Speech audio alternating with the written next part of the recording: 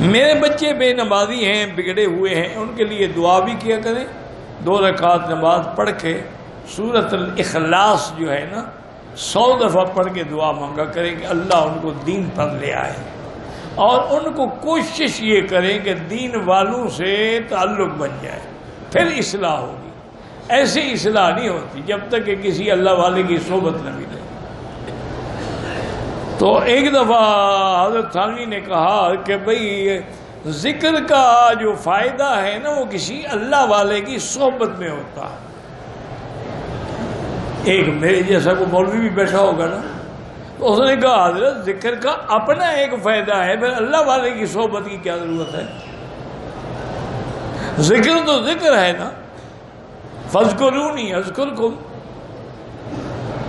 اس کا مستقل اپنا فائدہ۔ فرمایا میرے بھائی تلوار کا کام ہے کاٹنا، لیکن کاٹے گی تو تب جب کسی کے ہاتھ میں ہوگی، خود بخود تو نہیں کاٹے گی۔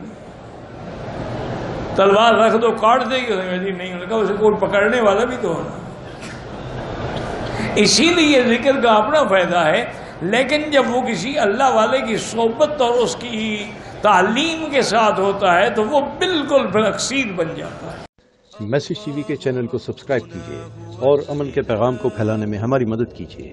سبسکرائب کرنے کے بعد بیل کے آئیکن پر کلک کیجیے۔ آپ کا اپنا میسج ٹی وی۔